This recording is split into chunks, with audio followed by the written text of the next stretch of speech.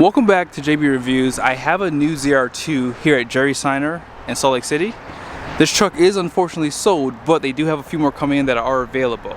I have also an LTZ Chevy Silverado, and I want to show you guys a quick comparison between these trucks. Now, this LTZ is probably one of the highest trim levels you can get. The High Country is the top level, but this one does have a lot of nice features. Now, as far as this ZR2 goes, you can pretty much tell up front. You have painted bumpers, you have a blackout on the grill, you have some red accents on the tow hooks and also on the bow tie. Obviously the ZR2 badge is up here, and when you get a Silverado LTZ, it comes standard with more chrome. You can do a blackout on this truck, but for the most part the ZR2 is going to have the more cooler front end. But where the differences really lie is how much of a lift you get. Now, if you get a ZR2, it does have a 1.5 inch lift on all four corners, and you can pretty much tell. I wish the sun was working with me today, but you can kind of see how much taller the ZR2 is on that front valance down below. And you can probably see too, as far as the tires go, the tires are a little bit taller. So these are going to be a 35 inch tire, and here's the tire size: 305/70/18. The LTZ has 275/70/18. Now, these are the standard wheels and tires, and these are considered all-terrain Michelins as well.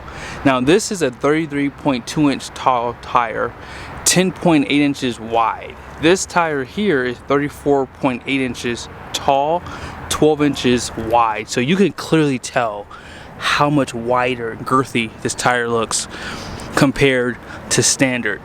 And when you consider the fact that the suspension on this LTZ has the Rancho shocks because it has the Z71 package here, let's take a look what's on the ZR2. So this truck does have the Multimatic DSSV, so you have a little bit more aggressive suspension, and as I said earlier, you do have a 1.5 inch lift with this truck. The ZR2 does also have restyled upper and lower control arms, and you can see right here it kind of protrudes down a little bit compared to the regular LTZ. Here's the standard HD suspension, so the control arms are definitely different. And something else that's different too is the steering knuckles compared to the ZR2.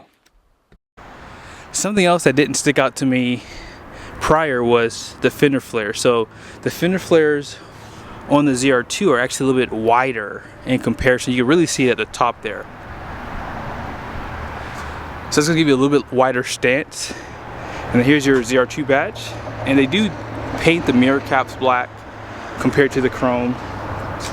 And you do have an option to get black essentials to black out the rest of the emblems on the truck if you'd like to do that. And here's some of the running boards. You can get high clearance steps on both sides of the house, but you can clearly tell the height difference down the side of the trucks. Let's go ahead and pull out the tape measure so we can see how much taller the ZR2 is on the wheel wells and the front and the rear, obviously. On the ZR2, this valance sits about 14 inches off the ground. The LTZ is just under 12 inches. I would call that 11 3/4. Front wheel wells, you're at 42.5, and on this side of the house you're at 40. You're like just under 40 1/4. You can call it 40 3/8 if you like.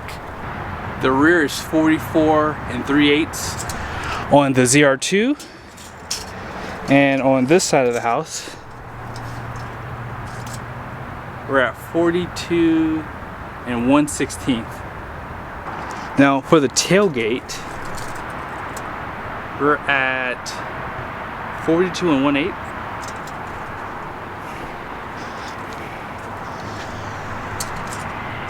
And 39 7/16. If you want to use 1/8, feel free. But yeah, there's no denying that the ZR2 sits higher than the regular Silverado. You can clearly tell a difference. Like even with the beds, look how much higher that ZR2 is. Now let's go ahead and take a look on the bottom of the trucks. The wheel well liners are actually a little different. I don't know why that is, but they are. And do you guys see the mud flaps? The mud flaps are a little bit smaller for the ZR2. Actually, they're not really considered mud flaps anymore. Let's see if they're any different out back. So yeah, these are a little different. So if you don't have a ZR2, you can switch these off pretty dang easily to get a little bit nicer appearance on the truck. You can see a little bit better from this point of view. Now let's go ahead and take a look under the ZR2. There is a skid plate right here. This looks like for the DEF tank. Transfer case skid plate there. But there's nothing really protecting the fuel tank or that rear diff like you've seen on the ZR2s. And here's the skid plate for the ZR2 up front. It goes pretty far back there to really give you that nicer protection. And on the regular Silverados, this is all plastic, but they still give you about the same skid plates on the trucks. But yeah, you can see that's your DEF tank skid plate there. But yeah, it's a little different right here for the most part. So that transfer case has a little bit more protection on that ZR2.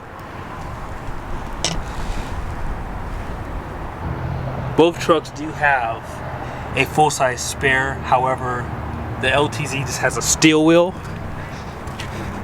but the ZR2 has a matching wheel under the truck. As far as the interiors go, however, they both have the refresh, which you can't go wrong with neither. But this LTZ looks great. And let's go ahead and take a look at the ZR2. So you can pretty much see that they have this lime stitching here. And look at all the appearance that they give you. Love what they've done. It's just a little bit more upscale compared to the LTZ. But the biggest change are the seats. So I'm going to test it out right now. Are these seats softer in the ZR2 compared to the LTZ? Alright, so here we go. This definitely feels a little bit more softer so far. Okay, in the LTZ, yeah, the seats are a little bit softer in the ZR2. Also, you have better bolstering on the seats. Now, on this truck, because of the Z71 package, you do have downhill assist, but you don't have a locker. However, this truck does have an automatic locker out back, so this basically has a locker on it. In the ZR2, you can choose to lock that rear axle or you can keep it open. As far as the downhill assist goes, you do have it on both sides, but you do add this button, which is going to allow you to put all the windows down. I'm not sure why they don't add that in all the trucks, but it's not available in that LTZ over there. But overall, the interior design is super nice, and this is unique only to the ZR2, so you cannot get this interior on any other truck. And the bolstering in the seats, I'm going to step out for a second. You can see it on the sides there, which will be very helpful for going off-road. And I think the overall fit and finish of this truck is perfect. They do give you a black bow tie here. You don't have that on the LTZ, it's just gold. What else? I think that's it, guys. I don't think there's really anything else I could talk about on these two trucks. I mean, the skid plates, as you saw down below, were different, and the height difference is pretty substantial in my opinion. They do give you a black roof for the ZR2. That's probably not the case for this LTZ. Actually, I can tell it's a little bit lighter interior for the roof. But I hope you guys liked the video. This ZR2 is $87,100, and if you were to look at this 3500, it's $79,665. But you're gonna have a lot more payload for this truck compared to that ZR2 because you cannot get it in a 1-ton. But be sure to subscribe to the channel. Hope you guys liked the video. Let me know what you guys' thoughts are. See you guys soon. If you would like to see the payload for the ZR2, I will add a video at the end of this one that you can click on, and I have a full review and the payload for that ZR2. As far as the pricing goes, here's the MSRP for a base ZR2 starting price, and then for the LTZ is $73,685. So that's $8,400 difference in price. Now consider this: if you would like a nicer jazzed up LTZ, you're going to pay about $82,610. But the ZR2 in the video was about 87 grand, so it's about $4,500 difference in pricing. But keep in mind, the ZR2 does have the DSSV suspension, and those shocks alone are probably about $6,000 total.